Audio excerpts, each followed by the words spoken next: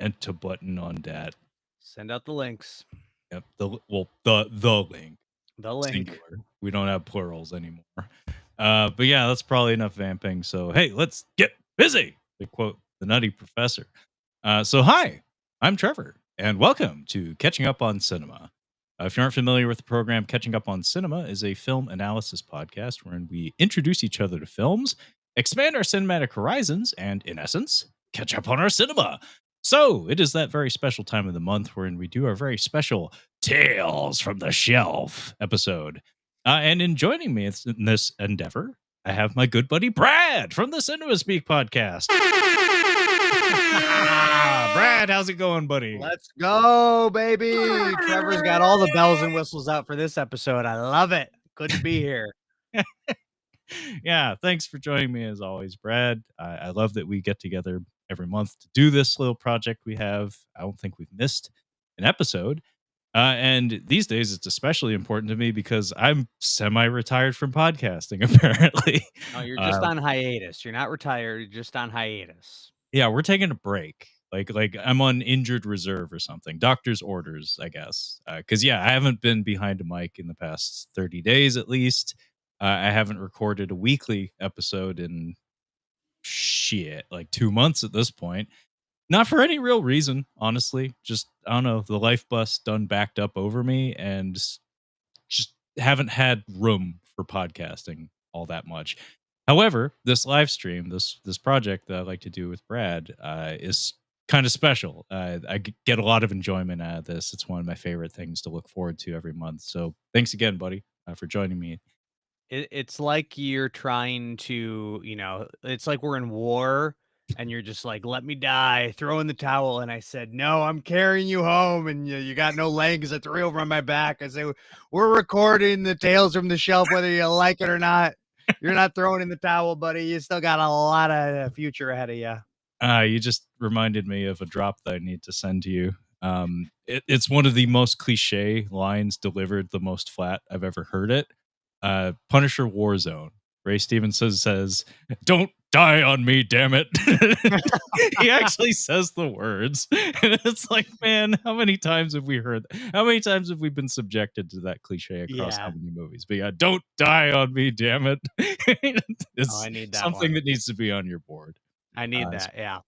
Yeah, speaking of which, I have a board now, so I can do things like whenever I feel like it. I'll try not to abuse it too much. But yeah, the show that you're tuning into at this moment is Tales from the Shelf. And as such, the particular tales that we're going to be sharing on this month's installment have to do with summer sales. There have been quite a lot of Blu-ray, 4K, DVD sales this summer. Like I guess you'd call this like the midsummer sales period across all retail and whatnot. But more specifically for Brad and I, there have been a lot of movie sales as of late. So we figured, hey, let's talk about the things that we've popped on, the things that we decide to open our wallets to. So today, the decision making process has been very easy in terms of what movies we're going to be sharing. It's just what we got on sale very recently. So yeah, Brad, I'm going to do my hosting duty here and toss the baton to you and say, hey, buddy, how about you be the first one of us to share your summer sales pick? Well, I will mention, I don't know if yours is the case, but I got all my items that I'm going to be discussing here from a certain website that is not paying us, so I will not name them, but they all come from one certain website. Now, I have to give a shout out to Travis, who actually helped me out with some of these deals, who was on Tales from the Shelf a couple months ago. He pointed out some real good savings on some of these where there was coupons available and some just like good stuff. So this item here, I was actually going to purchase it in the Kino sale because Kino Lorber is actually still having a sale, I think, at least until the end of the week. And I was going to do a whole haul there. I was actually able to get the two Kino titles that I wanted the most from this other website that I will not name, but I was able to get both of them. Now I might still go back in for the Kino haul. I don't know, but I did get these, and I think I got them cheaper than I would have even in the Kino haul. So this one here I've been wanting to get for a while. It's a 4K. This I think is the only movie that I got here that I haven't seen. It's from a director I like. I have To Live and Die in LA on glorious. Oh, I said I was gonna hang on. I was gonna Brad's gonna do some movie magic here. To Live and Die in LA. There we go. I can't So what you've I'm gonna just pull my mic. experienced, dear Go viewer, off camera. is that we've discovered that Brad has had his webcam footage mirrored pretty much as long as I've known him. And when he flipped it to like the normal orientation, both he and I were shocked at how grotesque he appeared. Apparently, Yeah.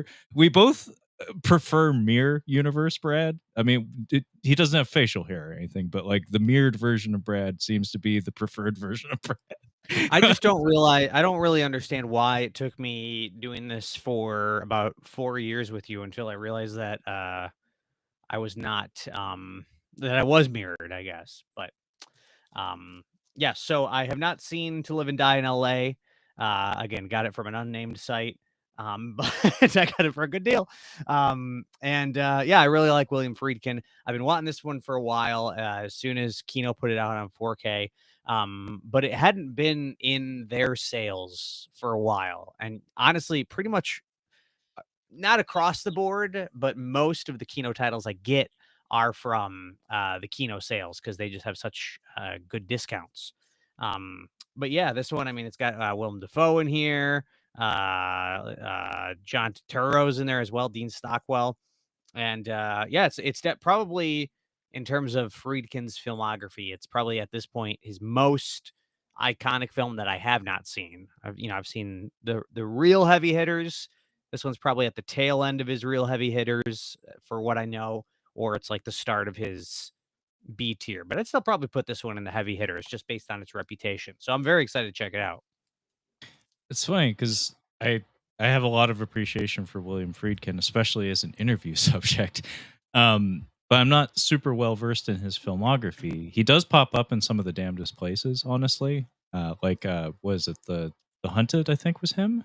Yeah. Oh Like yeah. Oh yeah. late era William Friedkin. But To Live and Die in L.A. is one of those titles that, of course, it's very memorable. It's just like a turn of phrase that like you would run across at some point without even really knowing that it's a film or not.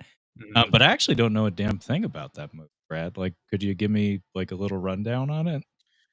Well, I could tell you that William Peterson and Willem Dafoe face off in a deadly game of cat and mouse in this riveting action thriller by cinematic legend William Friedkin.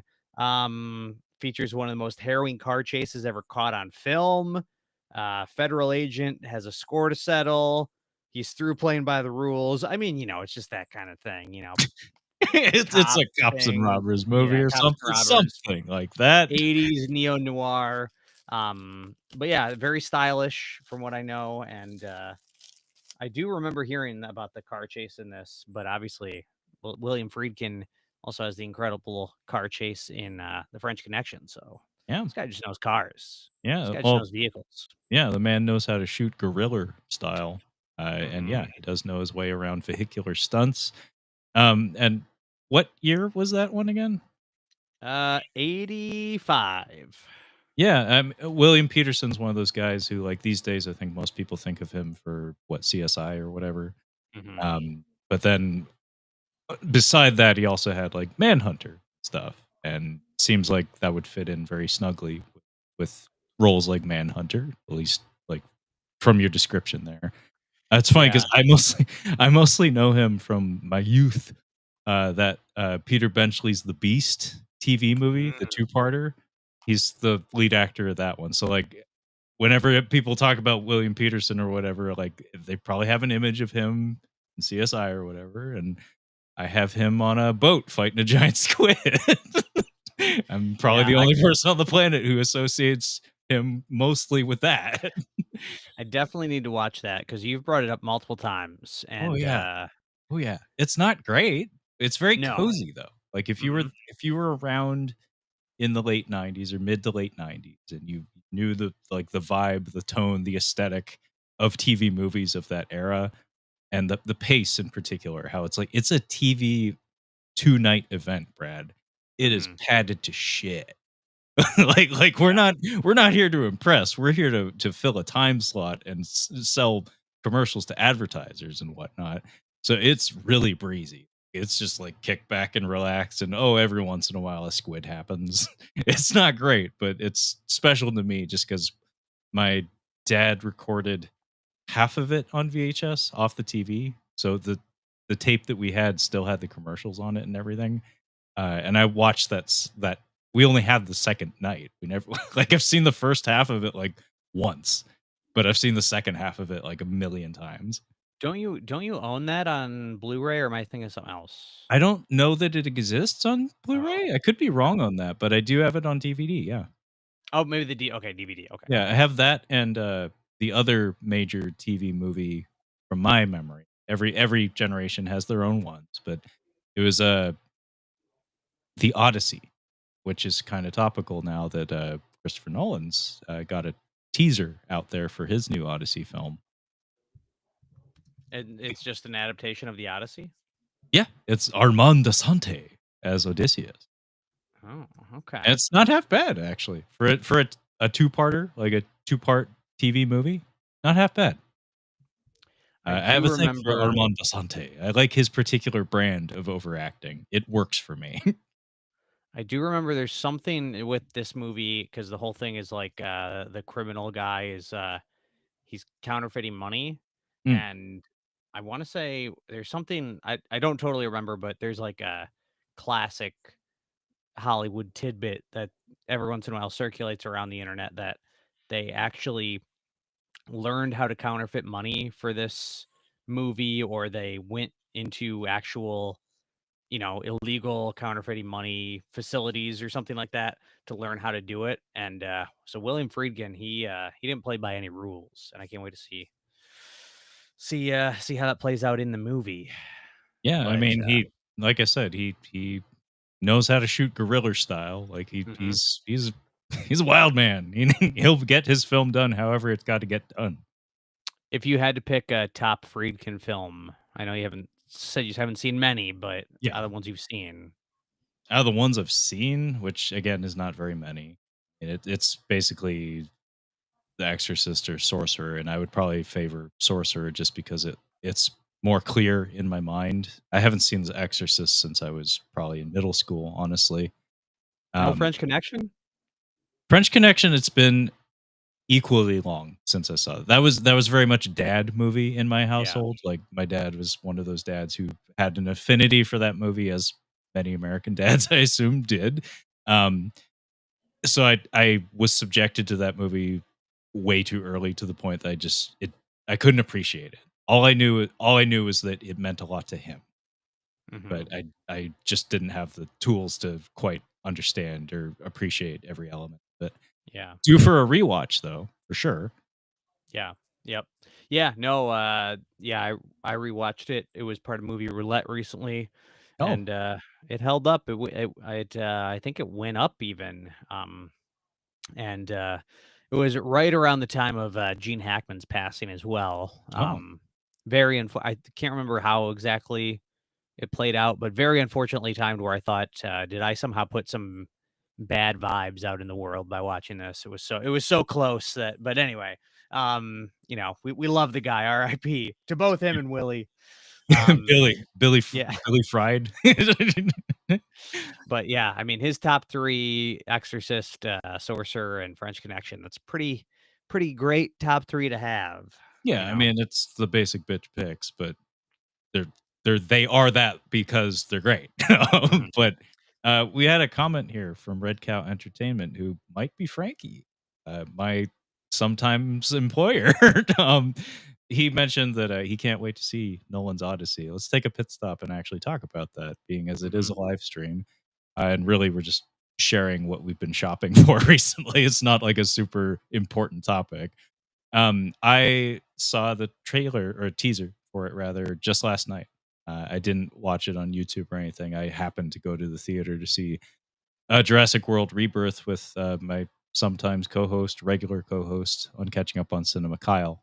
He and his wife and my fiance, we all went out for a Tuesday night discount movie, and it was okay. um, but but it did have a teaser for the Odyssey, and yeah, I'm down. I'm hyped. Uh, I think the timing is funny, being as Rafe Fiennes had his The Return very recently. Movie Mm-hmm. that mostly was like the only like real advertising I saw for it had to do with his physique that he crafted for the film. The movie itself, I've not heard much said about it. Um, as far as I understand, it's basically just the closing act of the Odyssey. It's just we don't show any of the Trojan War or anything. It's basically Odysseus is home, and this is Okay. the finale, the final act of the story, basically. Mm. This one though, Nolan's, I haven't done a lot of research on it, so I don't know what the mission statement is about what his particular vision for it might be. But that teaser was compelling. We have some talented actors in the cast, and just the undertaking of it is fascinating. Just to think him doing like an actual myth, like Batman Begins and whatnot has mythic elements, but it's grounded in reality for the most part. This one's it's like we have Cyclopses and we have Charybdis. We have Yeah. Charybdis. We have the Scylla. We have many fantastical beings and things that like I don't know if he's gonna try to swerve around that somehow and do like a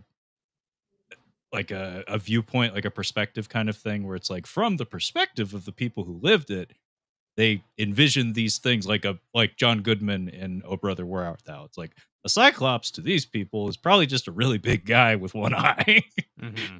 Yeah. I don't know if that's Yeah. going to be the case. It is Nolan. He is known for having some interesting perspectives on things and keeping things grounded for the most part rather than fantastical. But I don't know. Yeah, it does seem I mean, for me, the thing I'm most excited about for it is just that, yeah, him doing something so outside his comfort zone. I mean, Hmm. I'm sure it's still gonna feel like a Christopher Nolan film, but yeah, if he really does lean into, full on fantasy, I think that could be really cool. But it does I'm not the first one to point this out, but it is worth noting that the teaser you can get some very heavy Ridley Scott vibes. Just with that genre, historical epics or whatever, or of that era. And also worth noting that Christopher Nolan, I don't know if he was embracing for any potential rip-off backlash or if he was, trying to get in front of it. But it's worth noting that he did say Gladiator 2 was his favorite movie last year. So he is all in on Ridley Scott. And I think there's some sort of machinations going on in his brain there. It's very interesting pick for best movie of the year. Very interesting. Well, I mean, he didn't exactly have Joel Edgerton pounding his chest and saying, "I am the god." Yeah. Didn't quite go that route, but Yeah. I don't Yeah. exactly know what that would mean, uh, other than Christopher Nolan's a quirky guy that is considerably more goofy than his affect would suggest. Like, in interviews, he comes across as so clinical and kinda detached, but I think this is the same guy that I could be wrong on this, I think he likes Talladega Nights or something. Like he That's a likes great goofy movie. shit, Yeah. like Dumb and Yeah. Dumber. Like he likes comedies, he likes silly things. Like he's a human for sure. Like he has a lot of Well, dimension to him. unless you're thinking of Paul Thomas Anderson and his Adam Sandler love, that's the I one that I'm jumps to not my thinking of mind. that, but I'm not surprised by that. Like that Mhm. actually tracks for me. Yeah. Speaking of which, he has a movie coming out with Leo, with DiCaprio and Benicio del Toro that Oh, I don't know what it is, but it'll be great because yeah. he It doesn't looks miss. good. Yeah, I thought you meant Adam Sandler because he's got Happy Gilmore 2 coming out this weekend. that's So right, yeah, he that does. too. Yeah.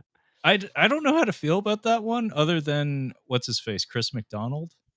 I really love him. Like Mhm. Shooter McGavin is a terrific character, and I think his name is Chris McDonald. He's Mhm. just got amazing timing.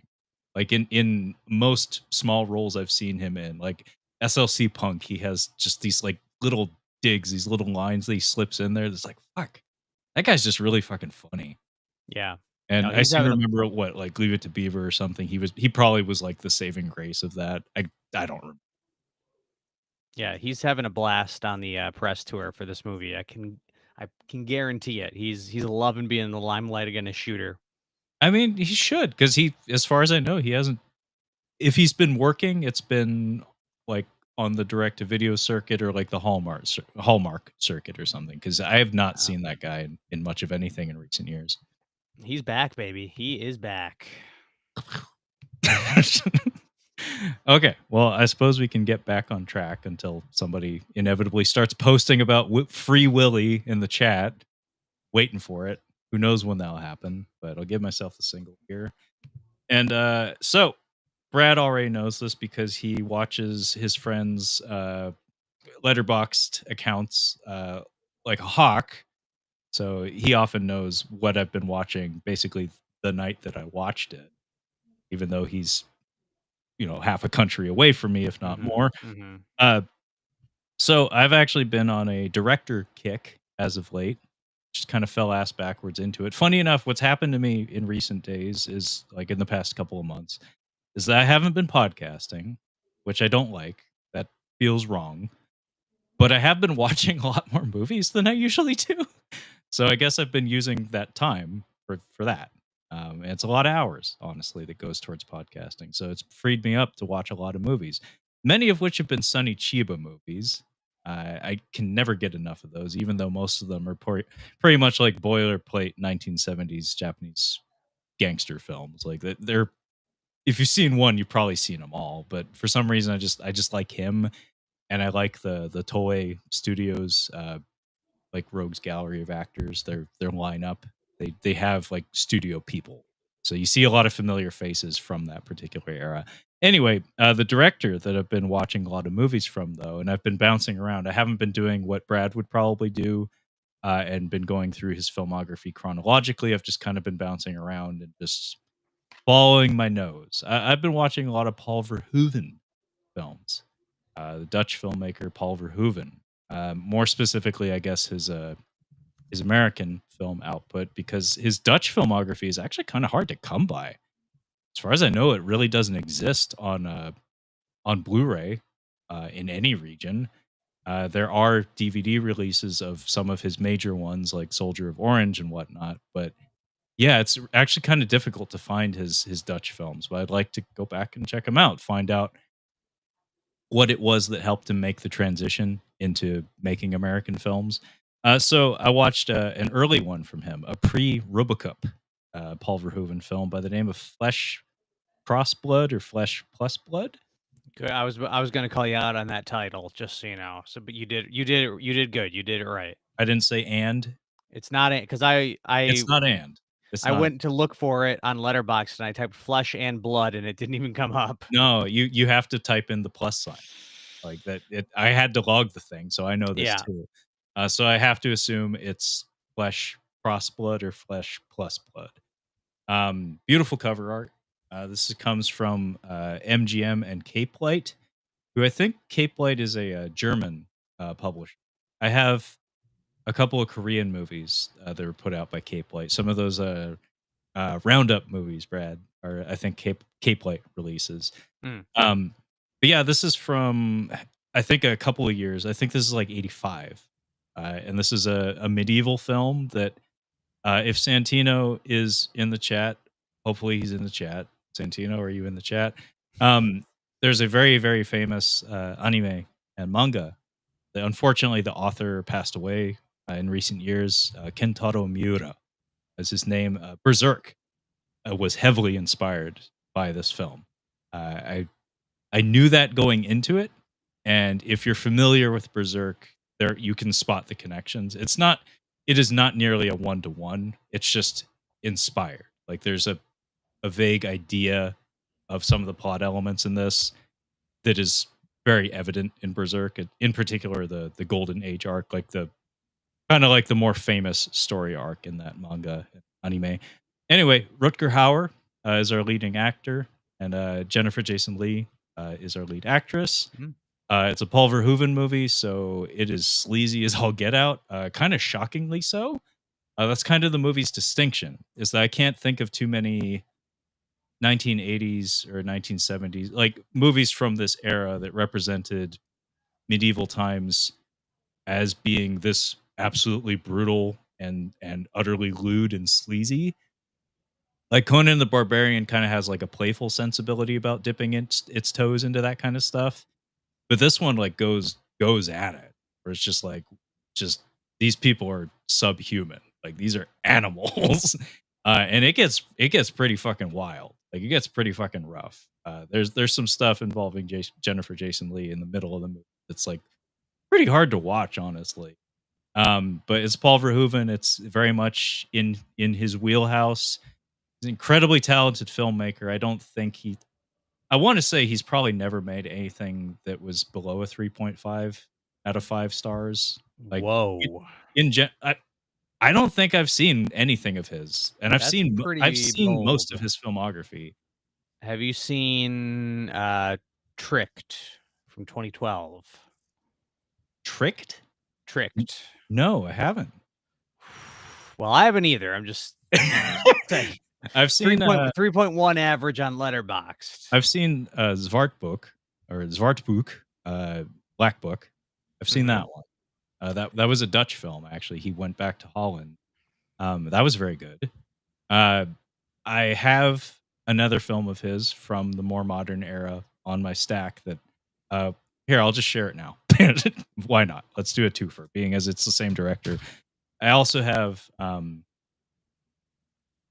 Elle, Yes. which as you can see, 2 Golden Globe Awards. Ooh, what's her face? Isabelle Huppert is our lead actress. Very critically acclaimed actress. Not one that I'm super familiar with. The subject matter of this one feels very Verhoeven. Mhm. Probably very, very challenging material, something he doesn't shy away from. This, I believe, is a French film, as directed by him, excuse me. And I think Benedetta was also a French film. So he's worked in various film markets over the years, but this was in the like 2000s, I think. Or if not the 2010s. So this was him returning to Europe, like leaving the American film system and returning to the European film system. I know very little about this film other than when it came out, his name garnered a lot of attention. Isabelle Huppert, her performance garnered a lot of attention. It actually has a pretty good rep, but I don't Yeah. know very much about the film actually. So I'm actually very excited to watch this one. As you can see, it's still in the shrink wrap. Haven't gotten to it yet, but it's probably the next thing I'll watch, honestly. So yeah, this one's in the queue, ready to go. Yeah, I remember when that came out, kinda remember that being people saying it was a return to form for Verhoeven a bit, and, I think the movie before this was that Tricked movie that I didn't really know much about, but I just saw it on his letterbox list there, and I was like, "I bet you that one might be a 3. That looks like at least a 3." But, yeah, and I think, Huppert was nominated for an Oscar for that movie, Yeah, I so think so. it was a big deal when it came out. I still have never seen it either. Um, I just remember the year it came out, for whatever reason, it was, like, unavailable to rent at the time. Like, there was something where I not even that it wasn't, theatrically playing around me, it was like, for some reason, it was just wasn't like, it came out in theaters and then it wasn't available afterwards, so I just at the time, it was hard to find, I remember, for me at least. Now that was 10 years ago now, so maybe I was just stupid, I don't know, but, um, I it looks like it's more widely available now as you can clearly buy it on Blu-ray, and I think, it looks like it's available to rent and everything as well, so I need to check this out because I did see Benedetta, Oh, you did? and, I did see that one. Love a good, nunsploitation flick, and, I like that one quite a bit. Don't remember much from it, but, I need to definitely check out Elle. Yeah, I've heard Benedetta is wild. I Mhm, have it like I it's on my list of I'll get to it after I'm done with Elle. But yeah, in looking up his filmography, like physical media releases of it, it doesn't seem like it's particularly well like his filmography isn't especially well preserved, honestly. Like mhm. there's some studios that have put out some discs in recent years, like Starship Troopers got a 4K steelbook that I have. Total Recall got a 4K. Um, Basic Instinct is kind of available. I don't think it got like a super wide 4K release. I think there's a foreign, like maybe a German disc of it or something that's available. But that one's actually kind of hard to come by. And That's surprising to me. I know because that's such a big movie. Like Yeah. it has a very large cultural footprint, and as far as I know, it was also financially very successful. So that seems very strange to me. But like more and more, like as I've been investigating, I've been discovering that yeah, it seems like his films have not been especially well preserved. Like I said, on the Dutch end of things, just shit's real hard to come by. Even things like Hollow Man, though, which again, that was a big studio movie, I believe, and it exists on Blu-ray, but it's like chintzy, shitty Blu-rays, like Mhm. very old Blu-rays on top of that. So it's very strange that like a movie like that that has such a high profile uh, is so difficult to come by. So it's actually been a little bit of a struggle trying to find all of his stuff. But this whole experiment, this whole project started when I went to my local Scarecrow video here in Seattle. Very lovely establishment. Glad it's still around. They had a little bit of a financial scare recently, and also the building, a part of the wall fell off. Brad, like the parking area, like Yeah. the outer layer of the wall just like fell off. I was like, "Oh god, is the building gonna just collapse on itself?" I was real worried because they had to like shutter for a few days to get it checked. Yeah. Um, Anyway, I went there and I make it a point to open my wallet anytime I go there, just because they're a lovely establishment. If you're ever out here, Brad, you have to go there. You owe it Oh, to yeah. yourself. It's basically a physical media museum, like a living museum where you actually can just rent the movies, and they also have a purchase section, which I buy a lot of stuff from, like, at full price just because, again, wanna support them any way I can. I bought Showgirls on 4K from them because they just had it on the shelf, and I was just like, "You know, I'm marrying into a Dutch family. I gotta get some research under my Of belt course. about these Dutch folk. Yeah. Showgirls, please." Paul Verhoeven, teach me about your people. Teach me about your culture. Yeah, that's Via why you Las bought it. Vegas. That's why you bought it. Yeah, yeah, Yeah, yeah, yeah. yeah, yeah, yeah. Thankfully, the cashier was very cool about it because Yeah. I felt sleazy buying that. But that movie is very entertaining, like for a variety of reasons. It's not good in the traditional sense, but just on a technical level, fuck, man. Verhoeven knows he knows how to make a thing move. He knows how to pull you in. He knows how to deliver very organic exposition. Like the first 20 minutes of RoboCop are incredible, just how much information is conveyed and how agile the camera is and just how seamless the edits are. Showgirls has that same DNA built into it where it's just like it has a life to it. It moves. Um and should be mentioned, Flesh Cross Blood or Flesh Plus Blood. I noticed in the opening credits, Jan de Bont is our DP, who worked with Verhoeven quite a lot. I think up through like Basic Instinct, honestly. And then he started making movies of his own. Had a few winners, had a few losers. I don't know what Mhm. he's doing these days, but Twister, great. Speed, wonderful. The Haunting, not so great, not so wonderful. No, no. Yeah, they can't all be wonderful. Um, I feel like, if I were to make a prediction, like in terms of Verhoeven and like, Hollow Man and maybe even Basic Instinct, like, that tier of his movies, I feel like Arrow could put out some good releases. Like RoboCop, I could see Arrow RoboCop doing Hollow was Arrow. Man. Yeah, Yeah, that's right. RoboCop was Arrow. yeah, Yeah. Vinegar but Syndrome did Showgirls. yeah, so he's Um, spread out. Like his mhm, like John Carpenter is owned by Shout Factory. Like mhm. they own his soul. But like Paul Verhoeven, it's like he follows the work, man. Like Yeah. I've got a MGM right here, got a Sony Pictures Classics right here. I've got a RoboCop Arrow. Total Recall is fucking doesn't even say on the fucking spot. Lionsgate, fucking Lionsgate. He's everywhere. He's all over the map. But I guess maybe that's his character, honestly, because he's worked in Holland. He's worked in the U.S. Probably under Italian producers at some point, as was the style at the time. Worked in France, went back to Holland. He goes where the work is. Interesting fella. Paul Yeah. Verhoeven is also, like William Friedkin, an absolutely lovely interview subject. I also looked up an interview with Rutger Hauer, specifically in Dutch. 'Cause I was very fascinated. I wanted to get inside the head of the guy, and he was cool. He had a really fun sense of humor. Very Dutch. I'm learning about these things, Brad. It's very important that I learn these things Hmm. through watching Showgirls and RoboCop. Yeah, that's the way you do it. Oh yeah, Um, education. I'm educating myself. Tricked has a German Blu-ray, and that's it. Just That's a it. heads up for the Verhoeven completionists out there. Well, you're looking at one. I'm trying, man. I'll probably put the Dutch end of his filmography on the back burner just because Hmm. that's going to require some extra legwork. But Yeah. everything else, like everything beyond that, from like the 1980s onward, let's go. I'm really enjoying it. Like I have kind of crystallized it in my brain that I think he doesn't shoot below 3.5. Like Flesh Blood, Cross Blood was very good, and it wasn't on par with some of his other better ones, but in general, it's like 4 seems to be like his happy range.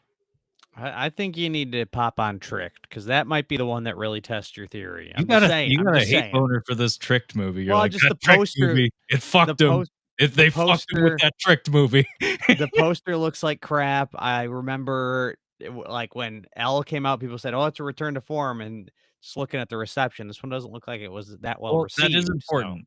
That is important because a return to form suggests that there was a return that had to happen. So there yeah. had to have been a low point at some point. And So Santino is still in the chat. Good, glad.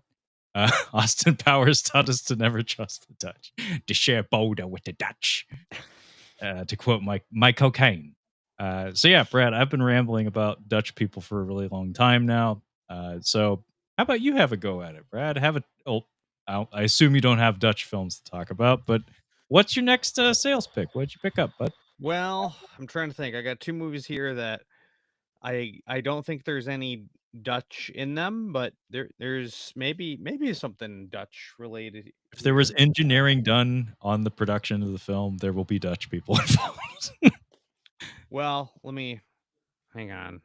Where does it? I don't remember where this character's from, but I'll mention. Let's just go with this one. I don't think he's Dutch, but I don't remember actually. I have the Brutalist. The Oh, the Brutalist, who yeah, flip, man. Adrian Brody is not Dutch in this. Is that correct? I don't think so. I think it's what, Hungarian? Maybe Yeah, Austrian? Hungary. Yeah, Austria-Hungary, one of that those sounds right. places? I think it's Hungarian. I didn't actually see the film, so I couldn't tell you. Okay, but I'm on that side of the world at least. I'm getting close. Over there. Yeah. Now this is an A24 4K release, and honestly, because A24 they sell their 4Ks on their website, but they also do sell them on Amazon, other websites, Brett, and I mean, they do. I'm not saying that's where I got it. I'm just saying, they also sell them on Target and Walmart, all the other sites. Um, and I was always worried that if I ordered it, I don't know why, but I thought if I didn't order it directly on A24's site, it would screw me, and I'd get like just like a lame standard case and not this cool kind of thing. Mm. But this was ordered on a non A24 site, and it did come in this. I mean, I don't know. It's not that cool. I mean, I don't know. I don't know if I'd rather just have a 4K case, but it's kind of cool, I guess. Let's open it up. Let's open it up. Oh, we're gonna get a live unboxing here? Yeah, let's see what's on inside here. But The Brutalist, I saw it last year. I loved it. Brady Corbett. I forget how you say his name. Um, but yeah, I thought it was just a great kind of epic, like adult drama. Great immigrant story, great movie about America, both its highs and lows, and just a beautiful looking movie. Like I can't wait to watch this in 4K because shot it in VistaVision, and this thing just sings. And I have not done research to find out if the intermission that happens in the theatrical experience of the movie, if it is exactly the same at home or if there's no intermission. I actually don't know. I assume in the intermission would stay. I think that would You be would my think. guess Yeah, you would think. because they actually put up a picture on screen during the intermission, and I feel like that picture. I mean, I guess they could just put it up there and just fade to black after 20 seconds if they wanted, but um, I don't know. I'll have to report back. But let's see here. All right. I'm Let just me gonna do this listen. part normal because this is gonna get messy. But we pop it open here. Very nice. Very cool. Oh, that scene in the salt mines, so good. What else do we have here? We got a booklet inside, I'm guessing. I can't even figure out how to work this thing. We got some postcards or some lobby cards, maybe. Very cool. Very cool stuff. So yeah, I really like this. And Adrian Brody, say what you will, because I forget who he was kind of up against at the Oscars. Timothy Chalamet. You know, listen, Adrian Brody, yeah, his speech he gave, he's kind of a tool, but he's got actor brain. He's got a severe case of actor brain. Yeah. Like he needs to be prescribed something for that. But his performance in this movie, I really do think like if he hadn't won, it would have been, not that the Oscars aren't this all the time, but it certainly would have been, I think, a political and just, I'll give it to somebody who hasn't won it before, or Adrian Brody, nobody likes him because he's got actor brain, because he is amazing in this movie, like full stop. He is so good. Um, so yeah, it's an awesome flick. Now, if only he had accepted his award under the name Brody Beats, Exactly. then I would Yeah. have more respect for the man. Yeah. If you don't, if you don't understand what I'm referencing there, dear listeners and hopefully viewers, Brad and I reviewed the movie Clean. I think it was called, right? I think so. Yeah, I don't know why we did that, but Brad picked it, and he was like, "This looks like action schlock. Let's get Trevor on the line." So I was like, "Sure, buddy, let's check it out." And yeah, it's basically Taken or something. It's like a dad action thriller, like Hmm. low budget dad action thriller with Adrian Brody. And we discovered, both Brad and I, when we reached the conclusion of the film, that the score for the film was done by somebody by the name of Brody Beats, which I guess is Adrian Brody's musician slash DJ alias or something. Of course, because of course, Adrian Brody thinks he's good enough at music to also have a music career. Uh, I mean, what it is Ansel Elgort canceled?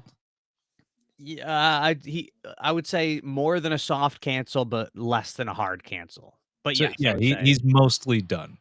He's yeah, I'd mostly say like a 60% cancellation on yeah. him. I don't Yeah, actually know the details. Like I just think I caught mention of that offhand somehow, and yeah. also I haven't seen the guy in a while. Hmm. Even though he did have some momentum behind him, he worked with fucking Spielberg. Um, DJ On Solo was his DJ Mm. alias, like Han Solo, but Ansel. It's like I just want to slap you, but that would probably be really hard because he's like probably atypically tall for an actor, and I'm like 5'8" on a day. Yeah, probably Yeah. probably not a good idea. But Well, he DJ might be a full On time Solo, DJ now. yeah, After he's leaning into that DJ career in yeah, Eastern Europe or something. at least Adrian Brody got out of the beats lifestyle. I mean, that's what was so great about yeah. That's what's so great about this movie and Brody winning best actor is it was kind of like it was a comeback because Brody was like he was soft canceled as well. He was like I would say 18% canceled a little bit. I don't remember the details of that. It was nothing. I don't think it was anything too bad, but like just he, kind of fell outside he wasn't getting work, and I don't think this was it, but people brought up the whole his Halle Berry kiss at the Oscars. Very That was controversial. bad. That That was was not bad. cool. That was But not I don't cool, think Miss that Birdie. canceled him back then because he still No, but worked for I'm quite a sure while the, after that. his, Rastafarian get up That's what on it Saturday Night that's what Live or did it. whatever, I'm sure that resurfaced at some point, started recirculating. Like, Well anytime you're in the spotlight that much, like, you have this big ass movie that's coming out, that's when the Redditors start digging. well, That's when they need that's to tear you down. I don't know if it was just me or if it was an actual conspiracy theory, but you know how SNL hit 50 years this Yeah, past year, yeah. and they had a 50th anniversary special, and I remember that the 50th anniversary special had a segment that was actually pretty funny. It was like a moratorium, or like an in memoriam even on, like, things that haven't aged well, and so they went back and, like, pointed out all the, like, problematic sketches and, like, said, like, "We're never doing this again." I'm sure there's a lot Um, of them, yeah. there's a lot of I them. mean, it's a 50-year institution, there's gonna Yeah, be a lot of yeah, that. which I thought that was pretty clever way to show how far they've come in kind of like a tongue-in-cheek way, and one of them was, Adrian Brody's, um, Rastafarian moment, and Yeah. that SNL 50 episode, I wanna say it aired on the second to last night of Oscar voting, so I think, Timothy Chalamet's team might have had some pull there, I don't know, something it didn't pay off, but I definitely think that was like, that timing is woo, but That's a drop that I'm very happy to have contributed to your board, Brad. Chalamet! yeah. That's a good one. Yep, yep. I It's love that great. one. Mhm. I love it. But, yeah, I haven't seen The Brutalist. Very seldom do I actually see good movies. I'm too busy watching Sonny Chiba movies over here, man. So, like, the Best Picture winners, unfortunately, I see very few of them. Doesn't mean I don't have appreciation for them. If I sit down and watch them, I love them. Great. Mhm. Great films are great.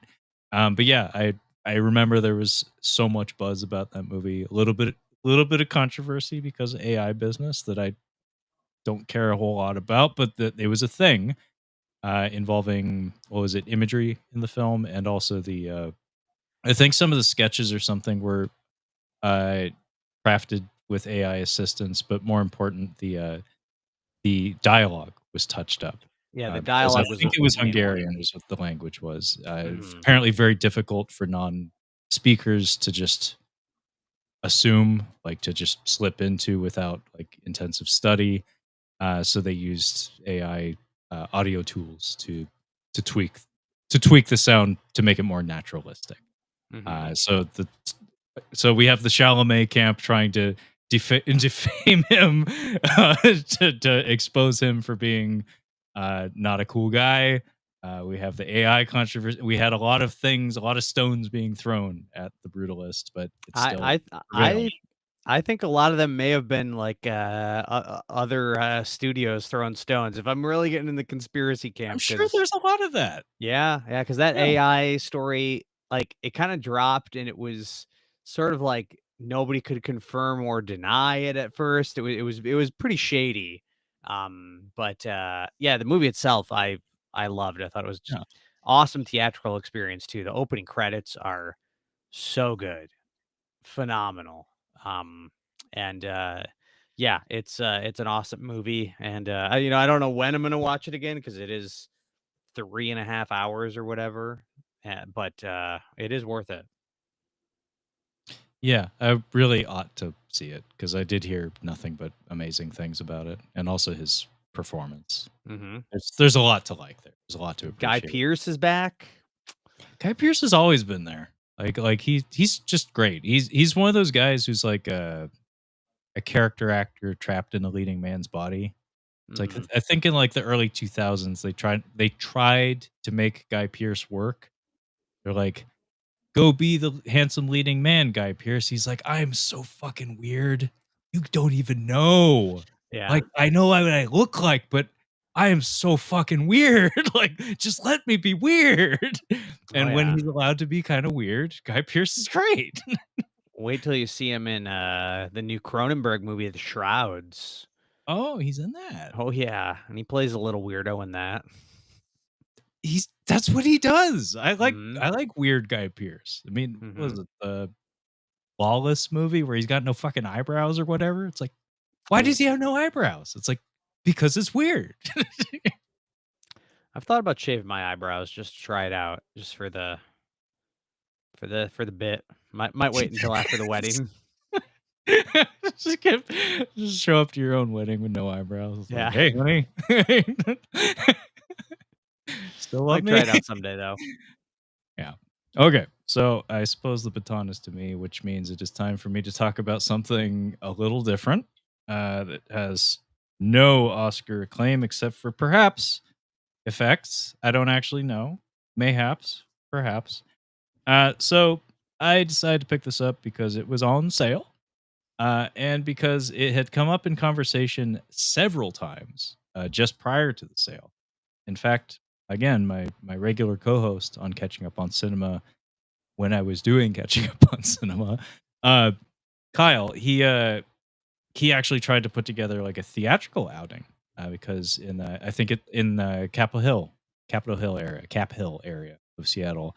I think they were doing a screening, maybe even an outdoor one for this movie, and I'm pretty sure we missed it or our availability just wasn't there. Even though we missed the theatrical screening of it, though, the conversation persisted, and we got his wife excited about it, and my fiance has never seen these movies, so we kind of got her on board as well. So like after several evenings of talking about these movies, I was like, "Fuck it, I'll just buy it." Like I know we can't go out to the theater anymore. Missed opportunity, kind of sucks, but hey, we can get it on 4K. So I have here the Mummy Trilogy. Yes. Let's go. Starring Brendan Fraser before the bloat. You will see that they managed to just put like a mini Dwayne here on the cover. Like very tiny Dwayne. Very big Jet Li. Very tiny Dwayne. Mhm. Which seems kind of odd to me, being as he's Dwayne. He's a big man, but he's very tiny on the cover. Has a very, very, very small role in The Mummy Returns. Jet Li is like the central antagonist of that third Mummy movie, the Is Tomb of the Dragon Emperor, the movie that I don't think many people saw, honestly. is I saw it. Imhotep even on that cover? He's not. That's They crazy. fucked my boy Vosloo. Yeah, Arnold that's crazy. Vosloo. Arnold Vosloo. Imhotep. The man who is the central, like, basically the antagonist of two of these movies. Yeah, Two out of three. yeah. He's not on the cover. What the fuck? But yeah, there's a lot of memes that go around about these movies. They're kind of fun. We showed my fiance to convince her that these movies would be worth her time. It's what is it? My sexual orientation is the cast of The Mummy, and it's just photos of was it Oded Fair, Brendan Fraser, Rachel Weisz, and the woman who plays Anaxuna Moon. I think they left out Arnold Vosloo, but Oded Fair. It's like you put him in there. It's like, oh wow, that is a handsome man. Fishy, fishy, fishy, fishy. If you've seen Deuce Bigalow, Male Gigolo, same guy. Uh, I think he played Chris Redfield in was it Resident Evil? I think it's the second Resident Evil movie.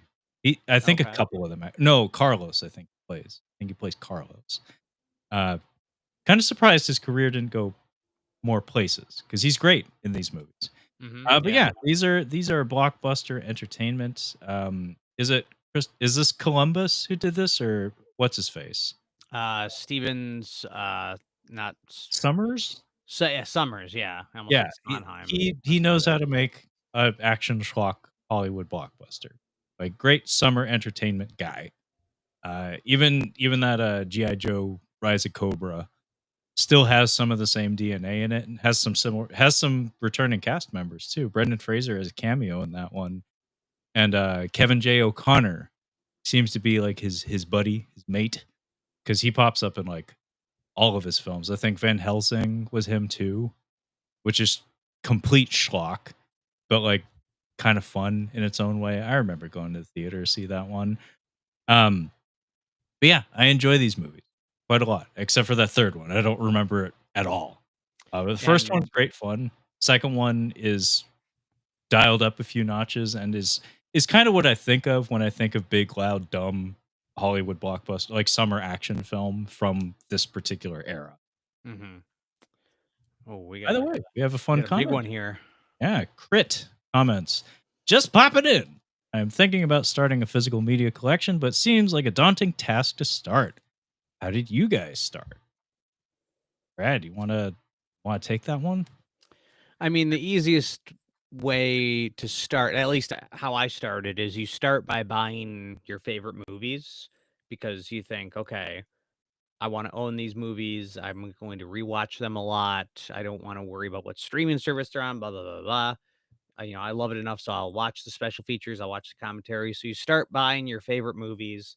Then you branch out a little bit and you go to the, "Oh, I really like these movies," and then you get to the, "Oh, yeah, these are good movies," and it's just slowly, like, the ball continues to roll faster and faster until you're buying the Mummy Trilogy on 4K or no, that's actually not a bad example, but, if you bought them individually and then you bought the Mummy 3, Tomb of the Yeah. Dragon Emperor, that kind of level. But, yeah, I would just say, just do it, and it is a little there is a learning curve to it because, when I first started, I didn't know all the different labels.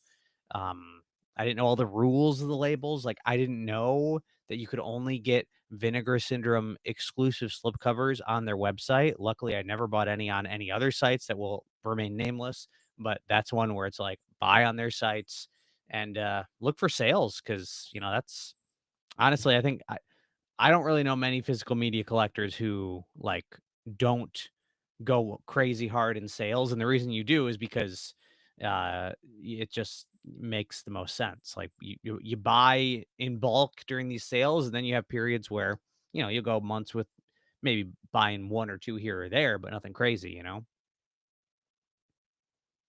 Crit follows up by saying, "Hey, the Mummy Trilogy rules." That's good advice. Appreciate you guys. Well, we appreciate you. I also own the Mummy Trilogy, so I'm not hating. I No, got it back here. nobody is hating here. It's just this is a sign that we have come too far. It's like because these are movies that I absolutely don't need to own. Uh, but like I said, these came up in conversation quite a lot recently. They've been on my mind, and I find that like following my nose when it comes to my media diet is how I get the most enjoyment out of it. I don't passively put things on. That's not a thing I do. Mhm. Like I make intentional choices, like very deliberate choices when it comes to what I put on my shelf and what I subject myself to. And I find that like following my whims, following my nose is how I get the most pleasure out of it. Where it's like I've been thinking a lot about the Mummy. I think it's time for me to watch the Mummy, even though I've seen it a million fucking times. And it also helps that I have a significant other. I have a fiance who has not seen many movies. So Mhm. when it comes to like things that I can share with her, and I can't share everything with her, but like the Mummy, fuck yeah, I could make her watch that and she'd enjoy it. Another thing for me that I think has continued to make me want to buy Mm, is just how much I hate streaming services and the quality on them, and the fact that now if you don't pay for the top tier, you're getting ads in the middle of your movies, which is annoying.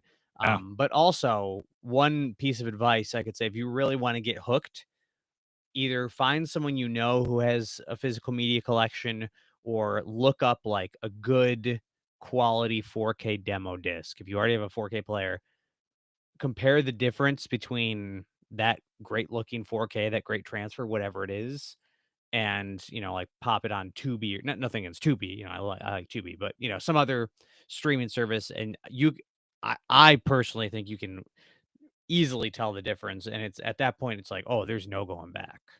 You know what I mean? Like I feel like one of my go-to examples, at least for older movies, like the Godfather trilogy on 4K, mm. those movies look phenomenal. And when I saw that, I was like, we're in, baby. Not that I wasn't in already, but that's like, okay, we're now. I think that's the one where I was like, I need to upgrade to 4K on all these movies. Yeah, So, I get irritated by the blotchy kind of like pixely quality to some of the streaming stuff. hmm Like hmm my fiance doesn't really notice it. She doesn't really care, but like when I'm watching it, like my eyes like twitching involuntarily. I'm just like, It's It's not like, supposed to look like that. it's not supposed to look like that. And I didn't even get to see, like, the Game of Thrones controversy or whatever, where they fucked up the lighting or the Mhm. not the lighting, but, like, the presentation of it on streaming was apparently just wrong. Like, the last couple episodes or whatever were too dark to be seen. But yeah, Crit, when it comes to collecting, like, for me, like, everything Brad just said is a wonderful basis to work from, but, like, for me, I would say ask yourself why you're doing it. Um, Ask yourself, like, what your intention is with starting a movie collection.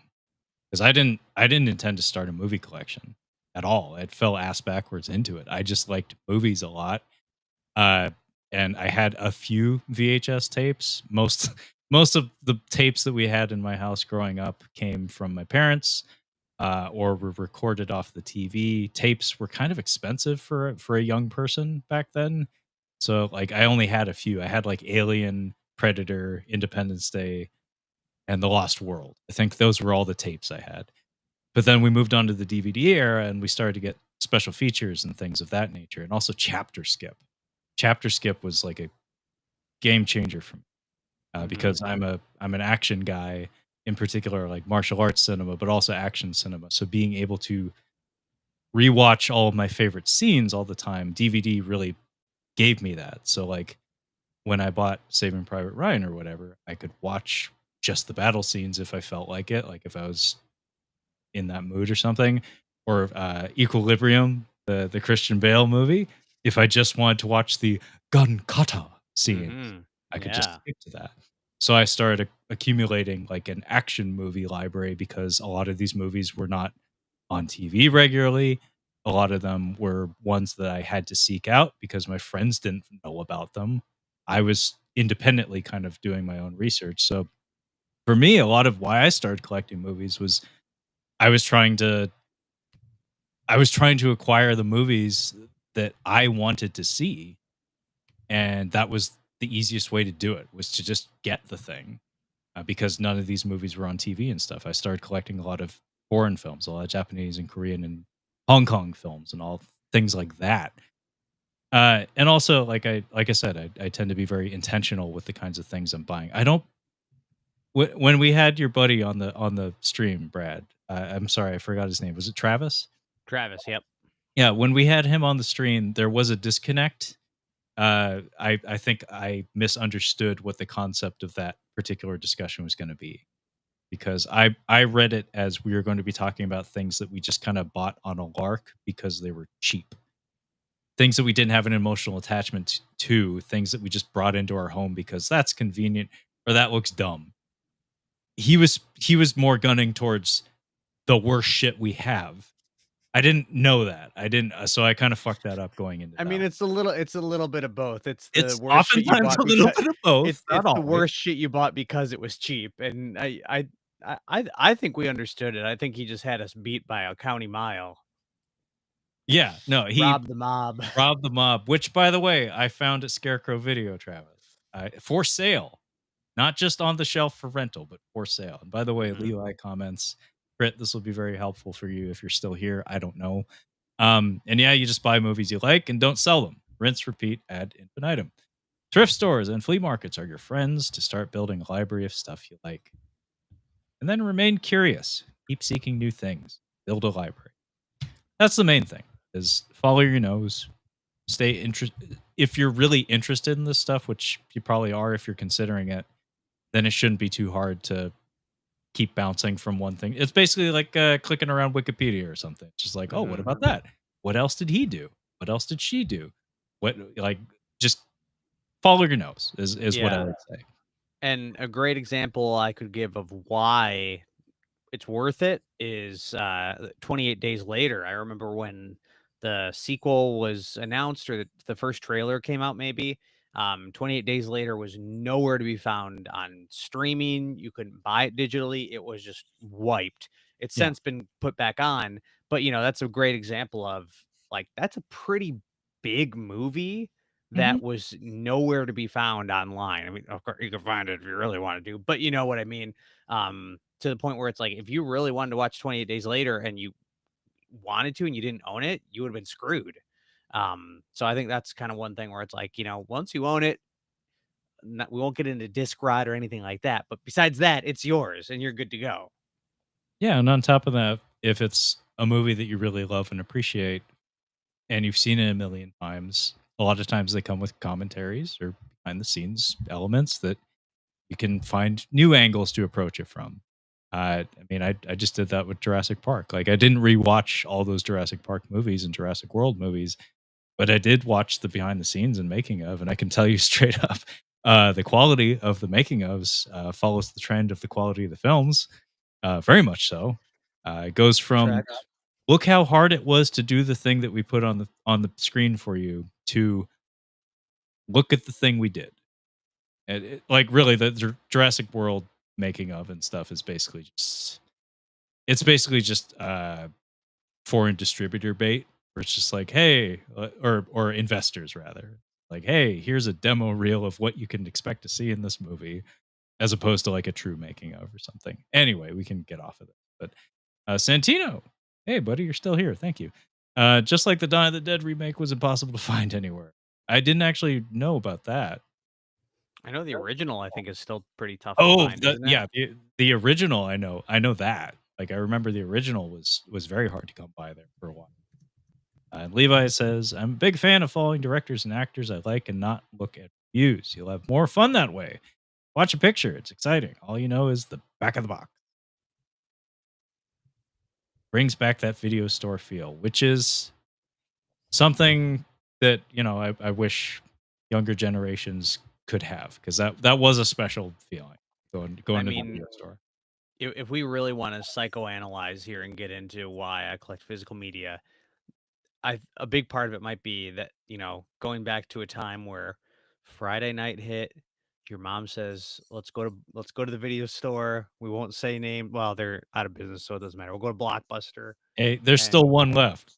oh, then I retract that. I retract They're in that. Oregon, Brad. You can go visit them. But that idea of you walk in and all the movies laid out and you look at the boxes, and I remember some days I guess my mom just didn't have anything better to do, but we spent so much time in Blockbuster sometimes picking out movies. And being able to walk into a room and kind of like just kind of look at what, it's I know what it all is and there's no surprises, but Yeah. just being able to kind of like browse and look at it just takes me back to simpler times. You know what I mean? Yeah, no, I have those same associations. Like my family rented a lot of movies. We didn't own that many. Like I said, most of them were recorded off the TV and stuff. But um, yeah, we rented a lot of movies at Blockbuster, and our grocery store, our local grocery store, had like a mom and pop video rental section. Actually, a pretty robust one.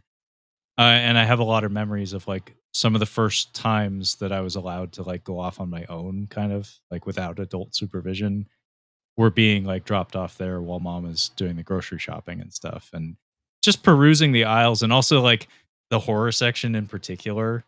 Like, there's Hmm. something about, like, those horror movie covers because, like Levi had said, like, that's what they have. That's the one tool they have to make a sale or make a rental is a striking cover.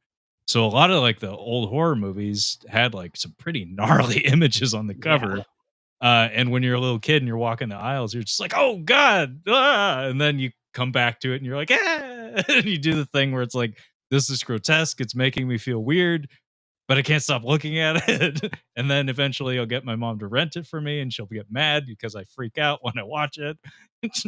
I want that. I want that. Yeah, it's like The Fly. It's like you see the telepod image with I think it's the arm and the leg coming out of it, and you're just like, "Oh dear." Like, and I remember actually asking my mom about that one. I was like, "Can we rent that?" She's like, "No."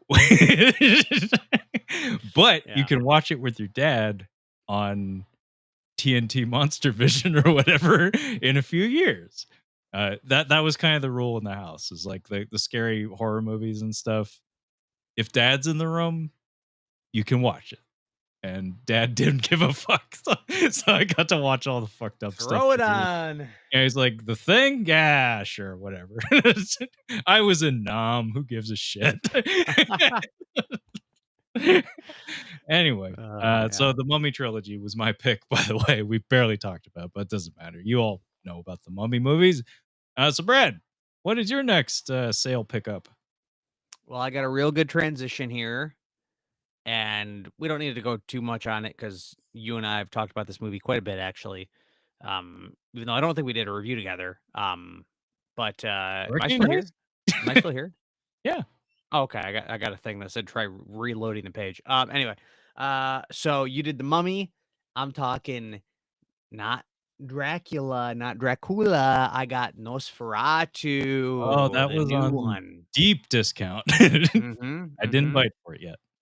Yet. Yeah, a lot of the other ones I did, they had, the site or the shop or the whatever that will remain nameless had a buy 2, get 1 free kinda thing going on. This one was just half off or whatever, it was down to 14.99. And, I said, "Gotta pop on this because I loved the movie. I think it looks gorgeous, and I can't wait to see it in 4K." And this one does have the extended cut of the movie, so I am curious to check that out. Trevor, have you seen the extended cut? Do you own this? I can't remember. I don't own it, haven't seen the extended cut, did see it. Did see the film in theaters, though. Mhm, I yeah. actually probably should just buy that because my fiance actually she expressed genuine interest after I told her about it. Like, she generally isn't attracted to horror, but, like, I told her some of the thoughts that I had about it, and she was like, "That sounds fascinating." Mhm. Yeah. No, you definitely had some good, theories and ideas, and I kinda wanna go back because you did a full episode on your show, right? I think? That I sounds think right. so. I don't really remember. I remember having a lot of thoughts that I really I hope I published them somewhere because I had some wild theories about what was going on with that movie. I heard them, so they gotta be out there Okay. somewhere They because got put out there somehow. Maybe yeah. I left my mic on when I was asleep or something, and I just Yeah, ran yeah, with yeah, it. yeah. But yeah, I was a big fan of this. Um, Not a huge fan of the mustache, but besides that, I think it's an awesome movie. And yeah, I mean, which Robert Eggers, he's been he's been rocking. He's rocking and rolling. I mean, he's rocking and rolling to the point where he's making it look easy. You know what I mean?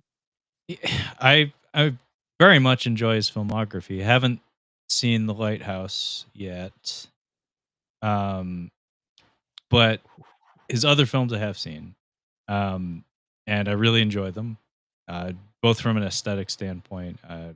Performances are all uniformly kind of terrific, and his perspective on these historical dramas is, I think there's like an overarching theme across his filmography. I think a lot of it has to do with people didn't know things the way that we know them now. Like, they didn't Hmm. have access to science in the way that we do now. So the way they interpreted reality differed than like a contemporary person would like comprehend what they're being presented with.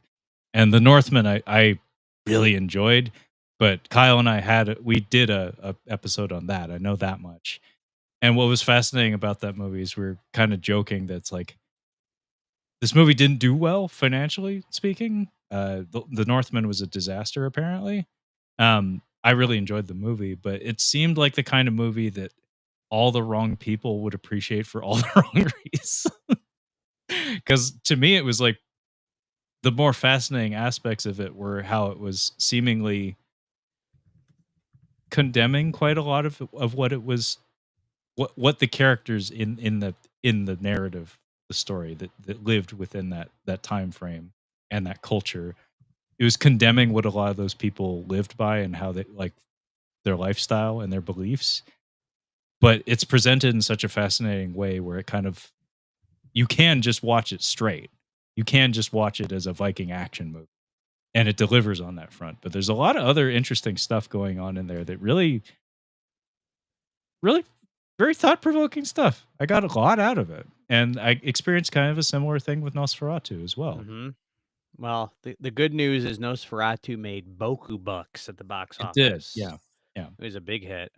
So that's good. I think kind of thing where these directors. I was thinking about this with Ari Aster, Hmm. and he had Beau's Afraid and Eddington, and both those didn't do well at the box office.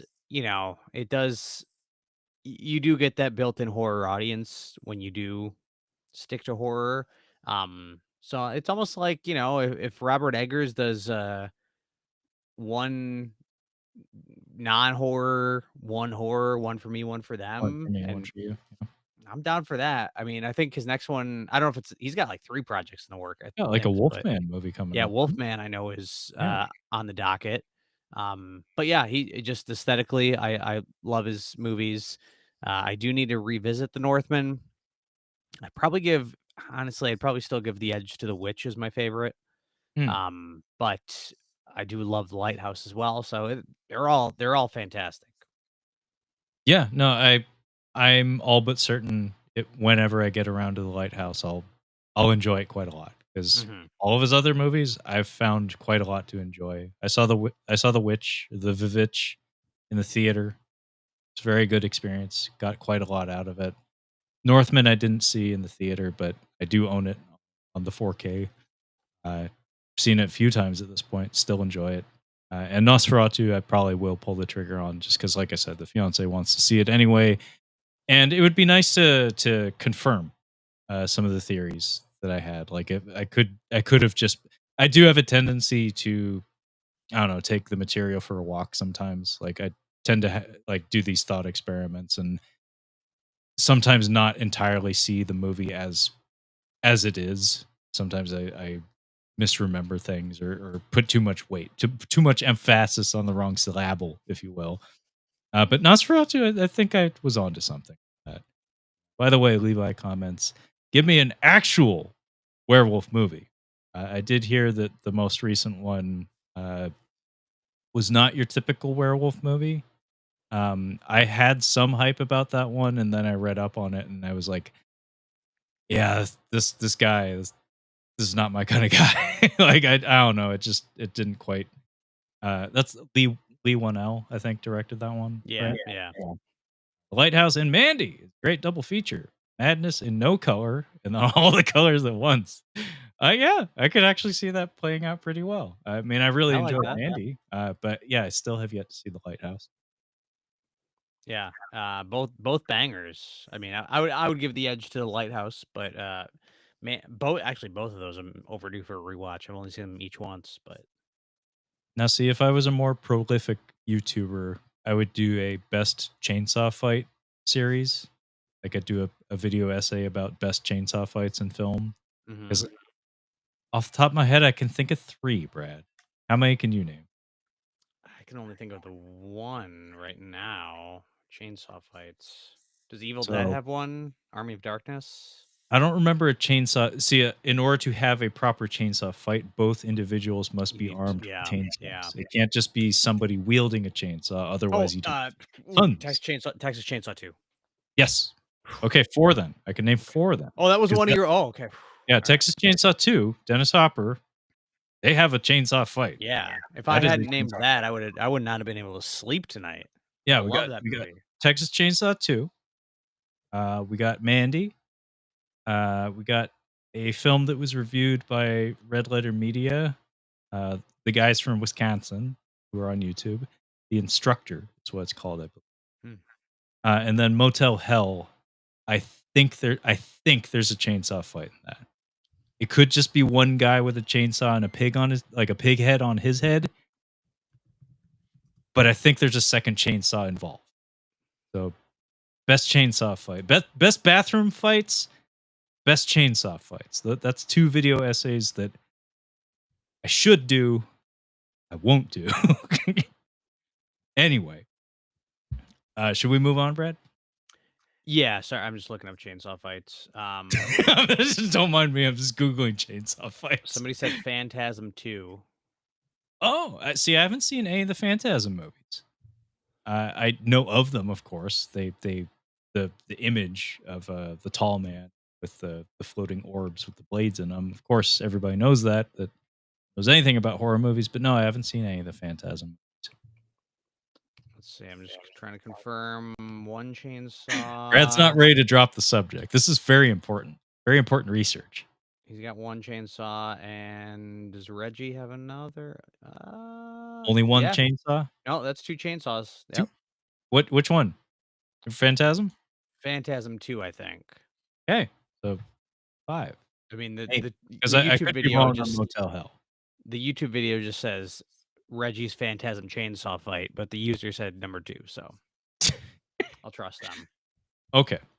Uh, Levi says, "Episode is totally derailed." Oh, you have no idea, Levi. No, this has to do with Nosferatu. Yeah, don't you remember the chainsaw fight in Nosferatu? By the way, Frankie stopped by. I don't know if he's still in here. He poked us about his hype for Christopher Nolan's The Odyssey, the upcoming Odyssey from next year, Levi. So we did actually talk about it a little bit. Nothing important was said. Anyway, I'm just gonna throw both of my last 2 picks out here because it's literally all I have. Uh, so these are both 4Ks, and again, these were purchased on sale. And in a lot of ways, these are indicative of what sometimes happens when things are on sale. So you buy things that you don't really need, but you're like arranging your cart or whatever, and you're just like, yeah, we can put like 1 or 2 more there or something, or like gotta get like the threshold up to a certain point or something, and you're just like, fuck it. I know I'm gonna Yeah. watch that. I should have that on my shelf. It's not particularly relevant to the moment. I don't care that much right now. Like I'm not in a hurry to get to this, but I know I will. Listen, Trevor, don't kid yourself. You need all of these. You need all of these. Don't kid yourself.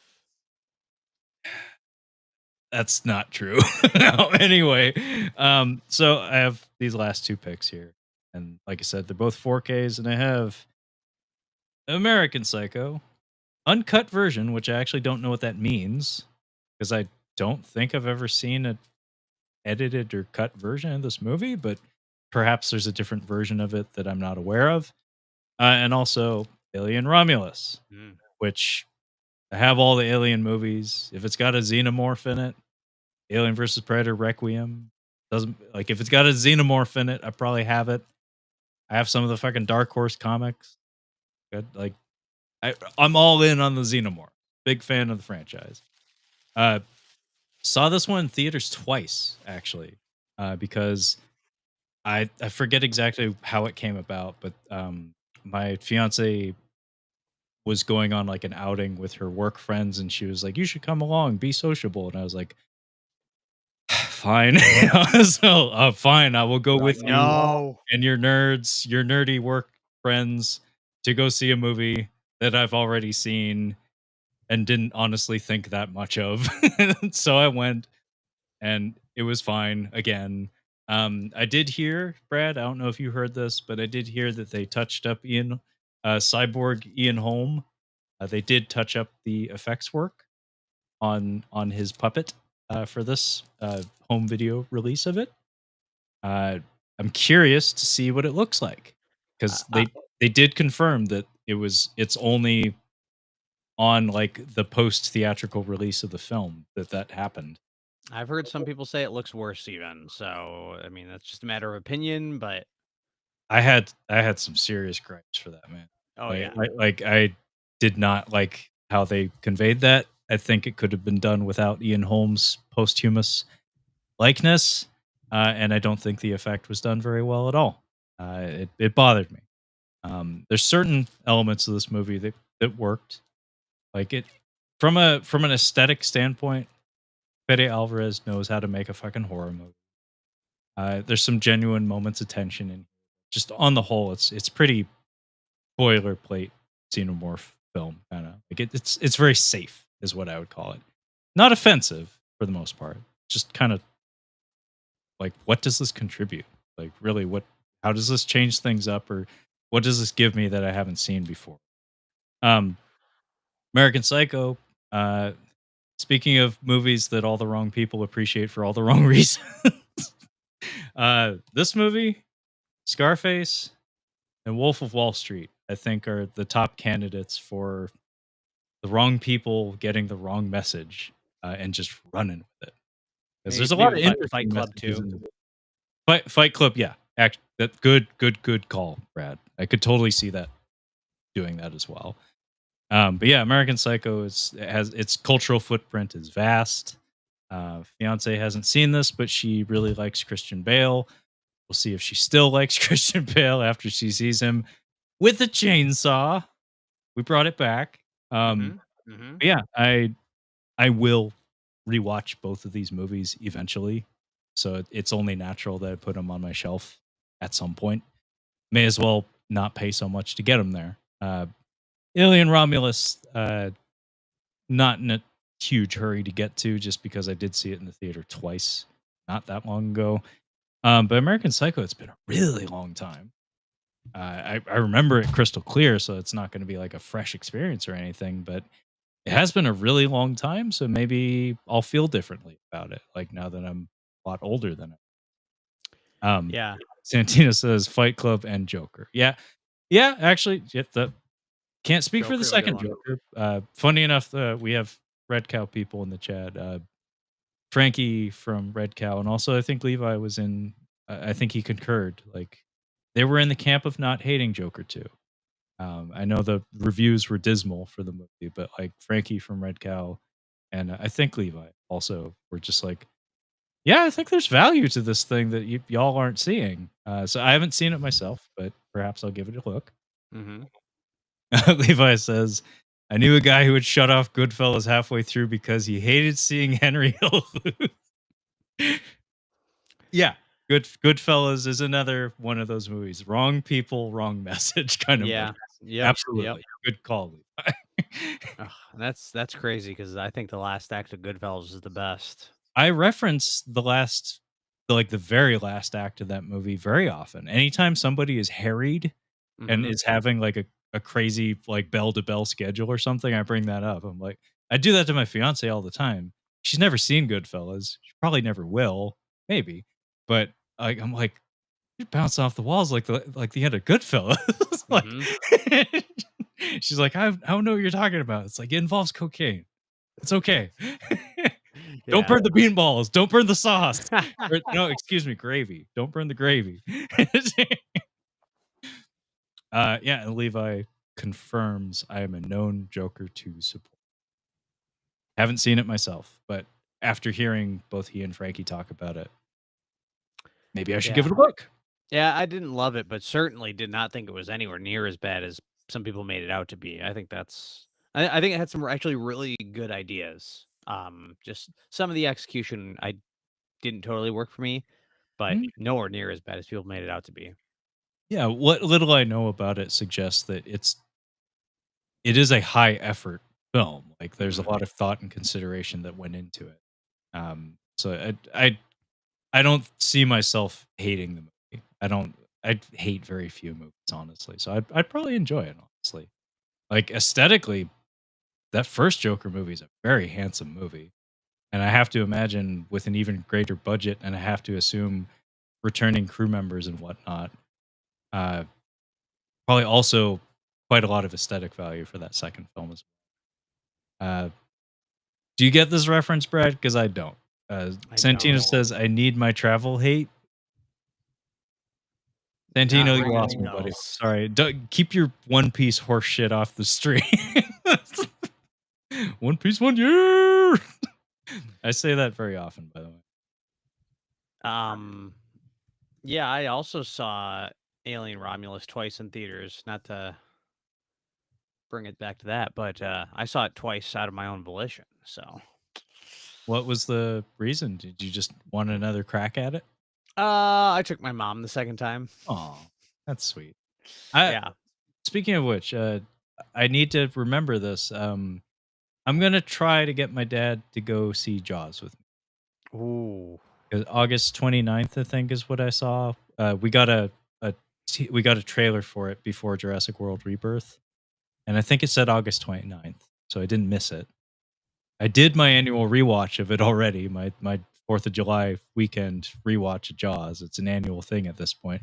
Private Ryan on Memorial Day and Jaws on 4th of July weekend. But Jaws, like watching Jaws with my dad, who by the way, my dad was a commercial fisherman at one point in his life. just caught some king salmon the other day, actually. Delicious. Um, Nice. Probably gonna have that for dinner. Watching Jaws with him when I was a little kid is an experience I'm sure a lot of kids have, like, especially in the cable TV era of exposure to film and stuff. But, like, watching Rocky and watching Jaws with my dad are like, some of the most important film experiences I've had in my life, and I've gone to the theater with the man, like, maybe twice? He has a thing he has, like, I mean, war veteran guy, like, he has, anxiety about closed spaces like that. Like, I think one time he went in with the whole family, like, we had the extended family with us, and he left. Like, Mhm. he wasn't cool with it. So it might be a bridge too like, it just might not be in the cards, but I'd like to ask, and I'd like to try to remember. You think Yeah. you'd go see Jaws in the theater? Maybe I'd consider it. I did, inspired by you, I did watch it on the 4th of July this year. I was looking for something to watch. I'm like, yeah, Trevor always does 4th of July Jaws rewatch, and I'm gonna do it too. And then I was very disappointed to see that your 4th of July rewatch was not actually on the 4th of July. But I we don't need to get into that. I But fucking tried, man. I fucking yeah, tried. yeah, I should have texted you. I should have said, are you watching Jaws tonight? Because I'm about to start. And when you said no, I would just say, all right, The we're hell putting with you. something else on. It's like, it's the last time I talked to that guy. Mhm, yeah. But, I mean, um, next year, by all means, do it. Like, you watching Jaws? You yeah, should be. You got, I like, 3 hours left on the 4th. yeah, I mean, yeah, I would like to see it in theaters. I don't know if I would just because I just rewatched it, but maybe. If people like, if I had a group or something or people wanted to go, yeah, but I don't know if I'd go on my own. Levi says, "I need to see Jaws again. Pop in my Laserdisc copy." Yeah, Levi's a collector of many things, but Laserdisc and VHS and all that business, like the Mhm, retro mhm. media, it's more his game. Not like us plebes. Our game is a lot easier. Yeah. Although Levi, Scarecrow Video, does actually have a Laserdisc section for sale, and I think they do rentals, but you might require like a deposit or something. But they do actually have like a section of just Laserdiscs that you can root through and buy. Very cool stuff. But yeah, those were my last picks, so I have nothing else. But Brad, do you have any more? I have 2 more. One of them I know you already own. One of them I don't know if you already own, but, I'll mention them both in this order. I'll mention the one you already own first. I've got the 4K from Kino of Uncle Buck. Oh, Yo, let me get a little, gotta prepare for this. Uncle Uncle Buck, which I wanted to buy in the Kino sale. Now here's a good thing to say, to a reason to avoid the Kino sales on their sites, is because I love that Kino does this. With their 4Ks and their Blu-rays, if the image that they're showing has a slipcover, it will still come with a slipcover. If it doesn't, you're just gonna get the disc. Now, mm, on Kino's site, Uncle Buck did not have a slipcover on it. So if I had ordered from Kino directly, I would not have gotten a slipcover, but because I uh, ordered through, a third party, um, I strategery. I came with a slipcover. Now this one, I did that's the gamble you play with these other sites. You just don't know. So, but I'm glad it came with it. I have not watched this movie in a long, long time, but watched it quite a fair bit when I was a youngin and liked it a lot. And then the other one I have, which I am excited to see what it looks like, and also excited to see the version that's on this disc, is I've got Zodiac on Ah, 4K, which of course, um, an early digital film, the whole thing of, is the 4K really going to make much of a difference? I don't know. But I think the reason that I pulled the trigger is not only because it was cheap, and it is one of the great movies of the last 20 years, but also because the 4K contains the theatrical cut, and the Blu-ray that I own only has the director's cut. Only. Wow. I believe so. Trevor, why don't you vamp for a minute? Because I'm gonna go check that out. I think it's only the director's cut, but let me go grab that disc quick, and I'll be right back. All right. I guess I'm here by myself Just tell me talking. tell me, tell me about the Uncle Buck 4K because you Oh watched it, yeah, right? so the Uncle Buck party. So I picked this up because, like Brad, I haven't seen this in ages, decades, honestly. I'm that old. Um, this was a fun watch with the family, like a family rental when I was a little kid. But I hadn't seen it since, and I've always had a very strong affinity for John Candy, as seemingly all human beings do. He was great, wonderful. Um, and I happened to help edit a video for Red Cow Arcade slash Red Cow Entertainment uh, that featured an interview with a fellow by the name of Joe Ramone, I believe, who runs the YouTube channel Hats Off Entertainment. Which prior to doing that editing gig, that slob job, if you will, I had never heard of Hats Off Entertainment. Sorry, Joe, you're not watching. Um, and I really liked the cut of his jib.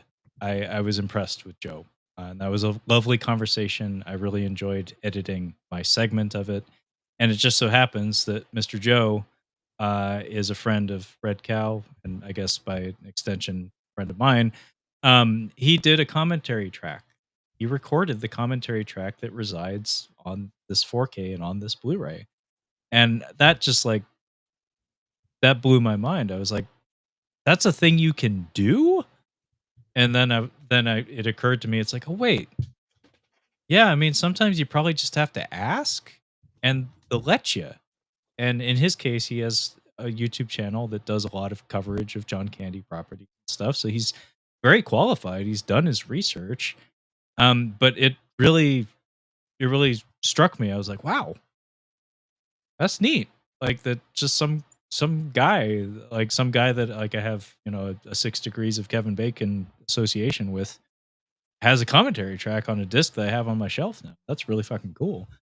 Um, yeah, so I rewatched the movie. My fiance had never seen this one, but we both enjoyed it quite a lot. Still holds up. The subplot involving the daughter towards towards the end of the movie is a little bit out of left field and is pretty fucking heavy and dark, but otherwise a really enjoyable movie. Um, and yeah, I'm kicking myself because I reached out to Joe on Instagram. I said, "Hey, we should work together." That was like a year ago, maybe. And he said, like, "Thanks, that's cool," and then I never followed up. So I still would like to have a chat with Mr. Joe, but I think I dropped the ball on that pretty bad. So sorry, Joe. I hope that wasn't insulting. Hopefully that door isn't all the way closed though, because whenever it is that you know, whenever it is I decide to do more of this YouTube shit or more of this podcasting shit, perhaps perhaps I'll be ready.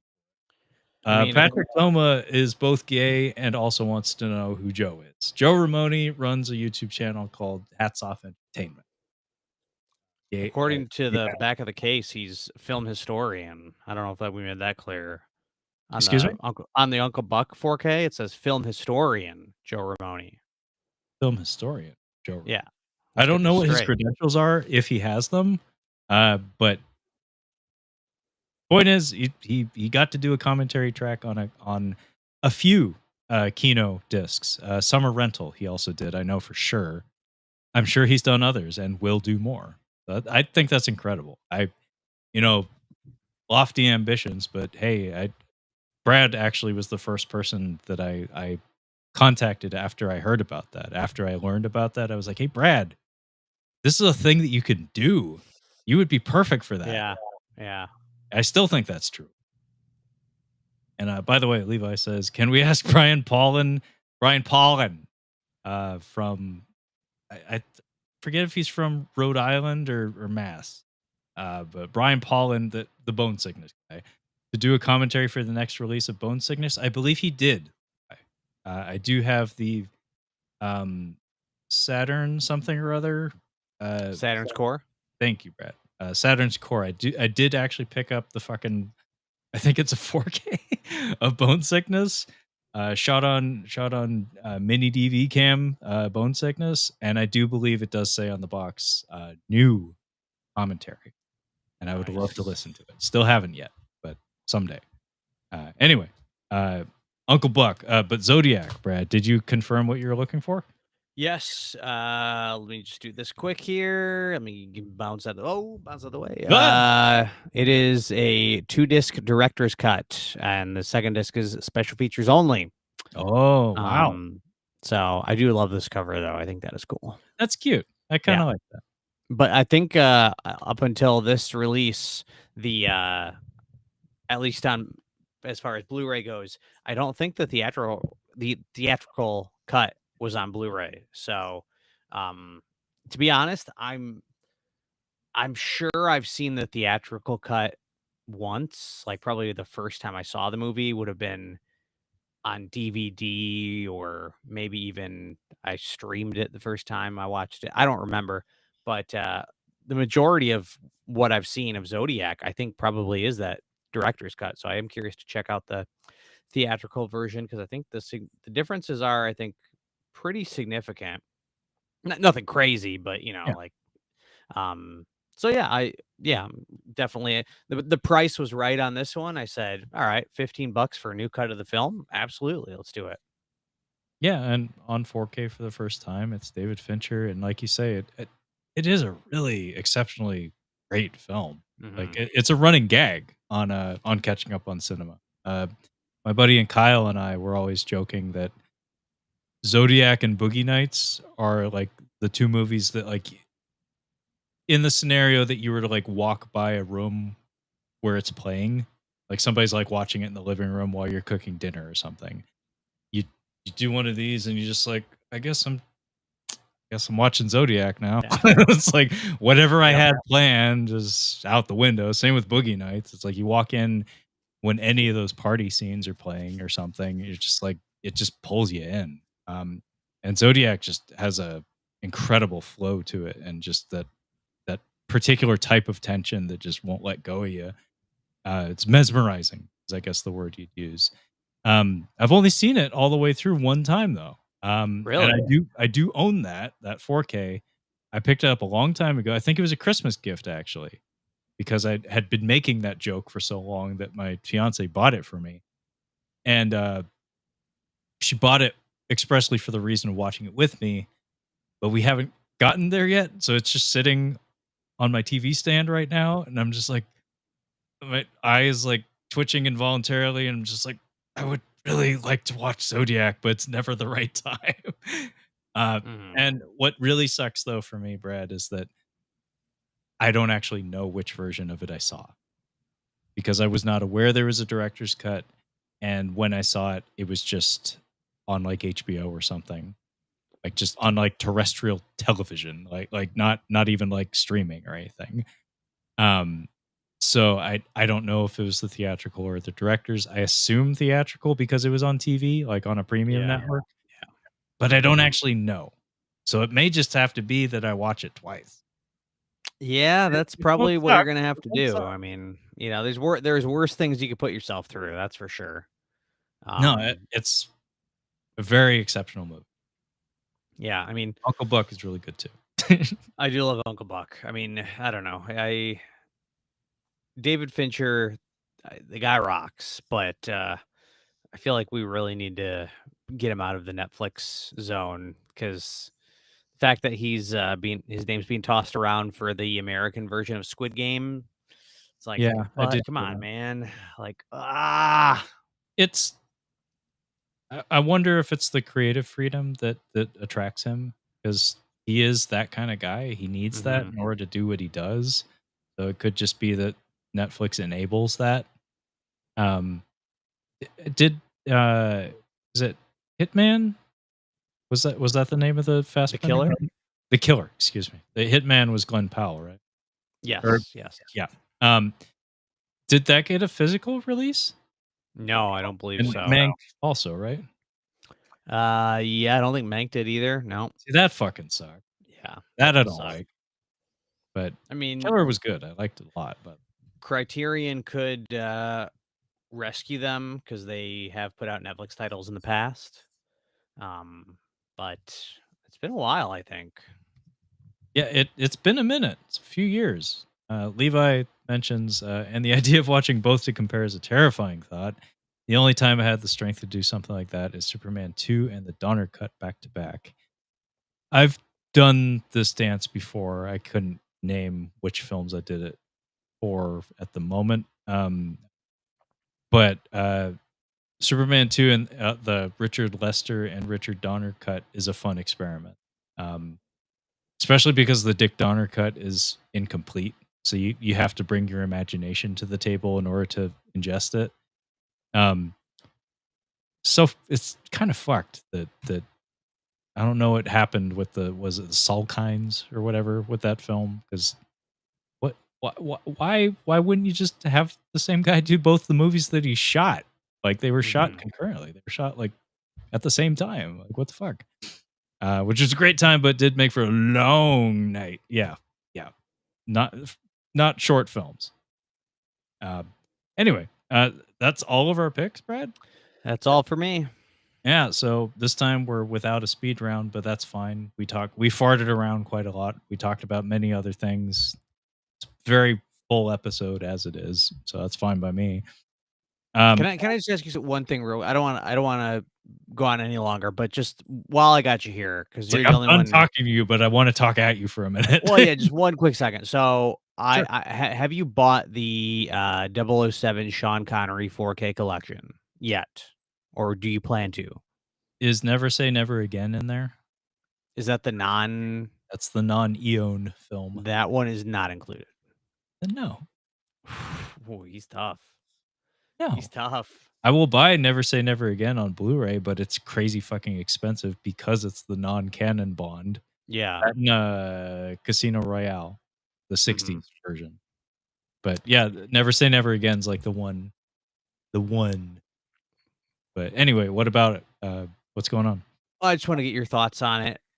Because I did just purchase it because I the last couple weeks I have been I think maybe all the Bond news and stuff, I've been itching to watch through the Bonds again. So I Yeah. said, "All right, they got the Sean Connery ones in 4K. I might as well go all out." So, I popped on it. I don't have it yet. I just bought it today. But the dilemma of, you know, they are putting the Sean Connery ones in one collection. Are they going to continue? Are they going to have the Roger Moore ones in one collection? Are they going to continue to Are you do gonna that? have a Lazenby slipcase? Like, yeah, his would have to be so It's gonna low. have one spine for this guy? That's where it gets tricky, and so I don't know how I feel about that, but I don't see them Roger putting Moore's out. gonna be like this fucking Yeah, big. I don't see them Dalton's putting just out gonna a be a little two-pack. like I don't see them putting out a collection with, like they did before, where they had all of them on Blu-ray. I don't see them doing that with 4K. Like, Mhm. the Sean Connery one alone was $100. So Fuck. Yeah, so I can't imagine that they would put out a full set of them all on 4K, so I'm like, well, I might as well buy them now, especially if I wanna watch them. But the other dilemma is because if they're like that and they're in one collection, I think the logical thing to do would be put it under 007 because it's the 007 Sean Connery collection. So, I'm basically uh, designating this to be the start of my collection, my 4K collection. If you go alphanumeric, I don't think there's anything that could beat 007. Wow. Bold moves. Yeah. So it's a bit of a big purchase to make, but I do want it. And I could always, if I hate having that as the first one in my collection and I want to switch back to 12 Monkeys, I could just throw it in the garbage. Yeah, that I don't know how I feel about that, but you're hurting my brain thinking of all of the actors given their own boxes. Hmm. It hasn't be occurred in the middle of Connery's tenure. Yeah. How does that work? It's a bit I mean, that's the one that really screws it up. I think they would just have to give that its own release. Yeah, But that's fucked. I wouldn't hate that. I'd be fine with I'd actually I'd prefer them all to just get their own releases. I would rather just have each movie on its own physical 4K disc, but, until that Wait, happens, you this is you the did that best. with the Blu-rays. You did the individuals, Mhm. right? Yeah, so Yeah. you're no stranger to that, but, like, I what love if they that. did, like, a Connery box that has, like, an a negative space where you can, like, insert the last pieces? That could be good, that could And be it has, like, good. little dividers or something. Yeah, yeah, yeah. Not a bad idea. Just Slot it right in there. Yeah, Yeah, yeah. just on Her Majesty's Secret Service, just slot that one in there. Yeah, but I hope they do continue to put out the Bond movies on 4K. I hope it's not just the Sean Connery ones. Oh, yeah, I'm sure they will. It's such a beloved property. Mhm. Aside from Never Say Never Again, like, it seems like the rights are pretty secure at the moment. Amazon owns him right now, yeah? Yeah, but I believe it's Warner Brothers is putting out the discs, interestingly enough. Warner Brothers. Yeah. Wasn't, like, So, MGM doing quite a lot of that? well, yeah, it is That's MGM. Amazon these days. Yeah, yeah, but for whatever reason, the Blu-ray.com review said it's put out by Warner Brothers Home Entertainment. Weird, wild stuff. For whatever reason, don't ask me. Yeah, I Yeah, can't follow this shit it does anymore. say Warner Brothers. Yeah. Well, anyway, Levi says the Walmart sets of Bond on DVD are great, but the ordering is really screwed. Yeah, I can't do Walmart out here, man. Like we got no Walmarts out in Seattle. Hmm. Like the Walmart's just they put the kibosh on the Walmart out here. It's a I can't bummer. get my arcade one up. Yeah, they got some good stuff there. I'm sure they do. I'm sure they have a lot of stupid milk creamers, like a lot of Mhm, stupid coffee creamers, mhm. a lot of stupid mac and cheeses, a lot of stupid shit that I would like to have, but we just don't have it. Just don't have it out here. Every set of the four take films from each era, so the order is totally hosed. Yeah, I don't like that at Suck. all. Yeah, I don't know about that, man. I don't know about that. Anyway, I think we're wrapping up here. So, That was my hey, last thought. yeah, I'm. Thank you for getting it out there because I was curious about those 4K discs. I knew they existed, but I'm good.